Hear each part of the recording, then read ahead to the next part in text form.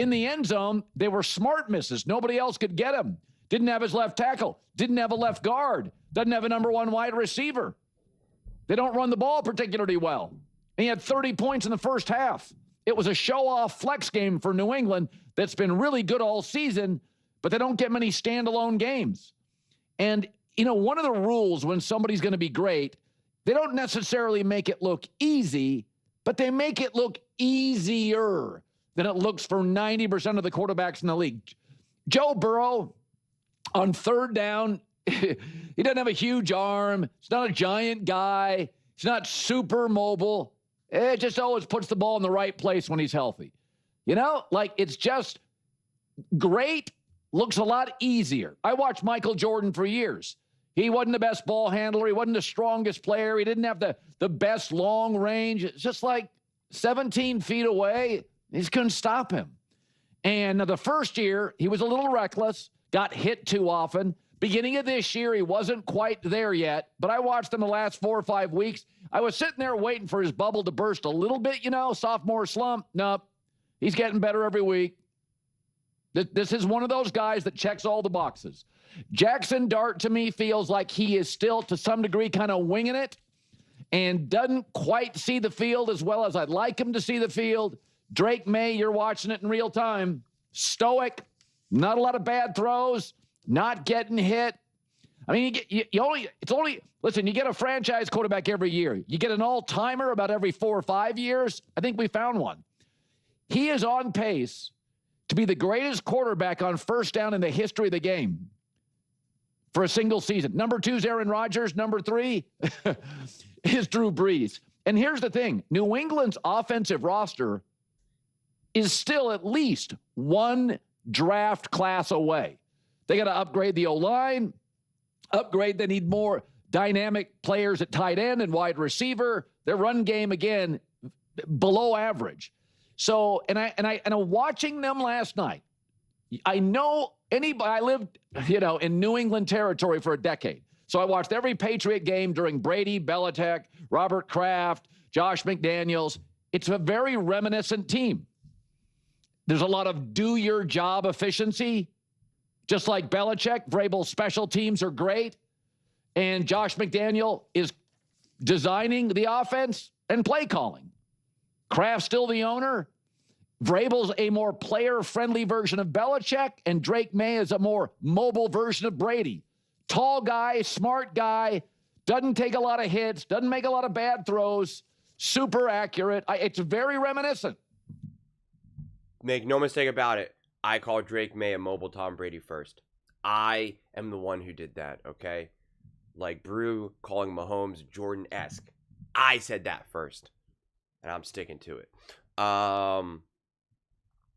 This is where I'm happy that I already made my post-game clip, like, in the middle of the night before everyone else got their takes out. So, I got those out first. But I don't even remember what I said at this point. But it's a great take. You should watch it. I do remember really liking it. Reading the comments on that post-game clip that I made in the middle of the night was interesting to me because, I saw a handful of clips where, and this has been kind of consistent with some of the conversations around the Patriots and Drake Maye, is that, they're playing bad teams, they're fool's gold, et cetera, et cetera. And I think people lose sight of that sometimes. And I'm the one that has emphasized this many, many, many times. It is one of my, foundational takes about what you do against bad teams only means so much to me. And it all depends on, are you a young team, a young quarterback, and a seasoned veteran, where does it all go? But that still doesn't diminish the quality of play, especially when you're a young quarterback or a young team, and a new team, a newly put together team, new defensive coordinator, new head coach, new coordinator, young quarterback. We saw this stat. If you watch the game, they have the second most rookies taking plays or total plays by rookies, however they, counted it. And you see that the Patriots are second most there, and all the other teams It's like the Browns, the Titans, and I forget the other team. It's all teams that are doing absolutely nothing, that are all just going nowhere and going nowhere fast. And when you put this all together and you see how they're winning and the quality of play, it's a lot different when I say, I don't care that the Detroit Lions dominated the Giants or rolled the Panthers or, whatever team it was, in years past that were, terrible. I'm like, that doesn't mean anything to me. Like, you're such a put together team. You have great coaching, great quarterback play, great offense, great defense, et cetera, et cetera. Like, you dominating this band. I don't care what, how many rushing yards so-and-so has, or, how many points you hung. Yeah, okay, score, cool, you won 45-0. Like, that's awesome, and that is cool, but, like, it doesn't really tell me who you are as a team at this point, right? Like, it just is what it is to me. But it is going to be a little bit different when you're talking about a team like this. And when you're seeing the quality of play of this newly formed team, and you're seeing the throws that Drake Maye is making, I'm not going to have the same sense that this is a fool's gold team, because I saw this morning First Take where it's like, oh, they could win a Super Bowl, but like temper, expectations or whatever. And I said last night, and I saw a couple other people start to echo this, where it's like, stop saying that this team can't win a Super Bowl. And it's like, what are the reasons why? And what's always annoys me about some of these takes is that people will say, I don't think this team can win a Super Bowl, and then they don't win a Super Bowl, and it's like, see, I told you. And it's like, one team wins a Super Bowl a year. One team. You could say that about every single team, and you are going to be right 31 out of 32 times. Does that mean that you're a super genius and you just have like, a near 100% success rate at predictions? No. So like that is one of my biggest pet peeves in sports talk, where it's like you pretty much say like none of these teams can win a Super Bowl, and then of course obviously all of them but one wins the Super Bowl, and you're like, see, I told you the Chiefs weren't good enough to win it, so I told you the Bills weren't good enough. And it's like, okay, sure, whatever you say. Technically, if you said, I don't think Tom Brady can win the Super Bowl year after year after year, majority, you would be right more often than not if you just kept saying Tom Brady can't win the Super Bowl this year. Tom Brady can't win the Super Bowl. Right? Does that mean that you were right? No, it does not. No, it does not. It would mean you're just, an insane person to keep betting against Tom Brady and the New England Patriots during that run. And I feel, the same way about Drake Maye and the New England Patriots right now, especially during a season where you're looking around the league, and this is what I said last night, where it's just like, what you can't with your chest out with full on confidence say, watch, I'm picking the Seahawks over the Patriots. Well, I'm picking Daniel Jones and the Indianapolis Colts over the Patriots. I'm picking the Buffalo Bills over the Patriots. Like, why? The Baltimore Ravens? Why? Like why? The Denver Broncos? And again, these are teams that I'm high on. Like the Denver Broncos, I'm definitely mega high on. But it's like, I can't say if the Patriots and the Broncos play that the Patriots have no chance of winning. Like, why? Under what logic is that? And it's the same thing about the Broncos. Under what logic can they not? Like, there's the logic isn't there right now. And I always emphasize that, like, I need to see the logic. Logic. And it's just like, where's the actual logic? Like, it's just really kind of made up at this point. If this was years past, yes, I would feel a lot more comfortable saying, it's tough for the Patriots to go up against this Bills team, this Ravens team, this Chiefs team, this Eagles team. Like, I would feel more confident saying that and be like, yeah, this is a great team. They're having a lot of wins. They're having a lot of success. And that's how I felt about the Commanders last year. And I was like, no, the Commanders can absolutely do damage. Jane Daniels is special, and that's why I picked the Commanders over the Bucks, the Lions, etc., but not over the Eagles. So I'm like, that's a fully formed team. That is a team that's dominant. That is a team that can beat you in a million different ways. They've been to the Super Bowl. They have the experience, etc., etc., etc. Like, that all made sense to me.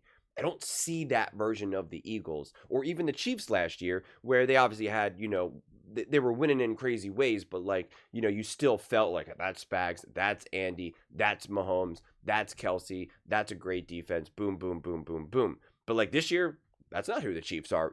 That's not that version of the Chiefs right now. And I'd say that every single team, everyone, the experience that everyone's having about the Kansas City Chiefs right now, where they're like, this is not the Chiefs that we know. You can kind of say that about like every team right now, where you're like, that's not really the Eagles that I know, or like, that's certainly not the Ravens that I know. That's the Bills. Like, don't know what to do with you right now. And I feel like that way about every team, every top team. And so I'm just not going to put the Patriots in like their own little separate box because they have this young quarterback, especially this young quarterback who's playing out of his mind. I mean, he is brilliant right now. Even when he's playing against a team like the Giants, it's just like his quality of play is absolutely through the roof. And this is what I've said now a few times, where it's just like, if you have a question mark about your quarterback, whether it's like a little bit more of an older quarterback who's now been in the league for years, where you're just like, what do we do with Bryce Young? Or like Kyler Murray? Is it time we move on from him? Or a young quarterback where you're like JJ McCarthy, like, can he be great? Like, who is he as a quarterback? And it's just like, just look at Drake May. It's like that's what you're going for. Like that's what you're looking for. If you want to like have a question mark about like, is Russell Wilson still a good thrower of the football? Can he still throw the ball? Is he a good, Justin Fields? How good of a, so and so? How good of a passer are you really? And it's just like, that's what we mean by a great passer. Like that's what we mean by someone who, is a young quarterback and who can just throw a beautiful ball. And it's not just about dropping back and just letting it rip 70 yards down the field. Don't get me wrong, the man can do that too. But it's the touch, it's the layering, it's the decision making, it's the composure, it's the accuracy, it's the placement, which there's a difference between all of those things. The anticipation, being able to execute the offense and run within it. A lot of times, when Colin said, oh, he's one of the best first down quarterbacks or whatever, in NFL history. And it's just like, that's a combination between quarterback and coaching. And you showed Aaron Rodgers and Drew Brees. Because at first, as soon as he said that, I was like, my mind automatically was like, well, hold on, man. Coaching has to, take a big part of that. The coaching, they're calling the plays, et cetera, et cetera, et cetera. And it's just like, but a lot of times, especially when you're talking about first downs, like, it's also executing the offense, right? It's going to be a combination between coaching and the play call, and then just executing that, right? Executing that at a high level. And that's what Drake May is doing at such an insanely high level right now. He is running the offense. He is executing the offense. He is, like I always talk about, the best quarterbacks are extensions of their coaches, right? They're avatars for their coaches and for the play call, for the plays that they're calling. It doesn't mean that they don't go beyond that. It doesn't mean that they don't, do extra stuff there. But like, to me right now, and this is what I said last night, now it's all coming back to me. Now I'm remembering everything that I said. Drake and Josh right now, you have a real argument to say that this is the best coach quarterback duo. And for, when I'm talking about, if you have a defensive coach, I'm looking at the offensive coordinator in that regard. But you could make the real argument right now that they are the best coach quarterback duo. Matthew Stafford and McVay probably have the second best argument for that, or maybe even the best argument, but I'd argue they got Puka, they got Devontae, et cetera, which is helping. And again, you're allowed to benefit from players around you. You're allowed to benefit from receivers. I'm not knocking them, but if we're trying to look at this, in a vacuum and kind of put people in these boxes, I'd be like, I don't know, it's hard to go against that. And we're not making value statements on the past or anything like that, which then takes me to my next take. And this is what I also said last night. It really is all coming back to me. I'm happy. I'm glad I remember all this now, because I think they're all interesting points to make. And I'll probably end here. If we're looking at the quarterback landscape, because Colin's like, is Drake May already a top 5 quarterback?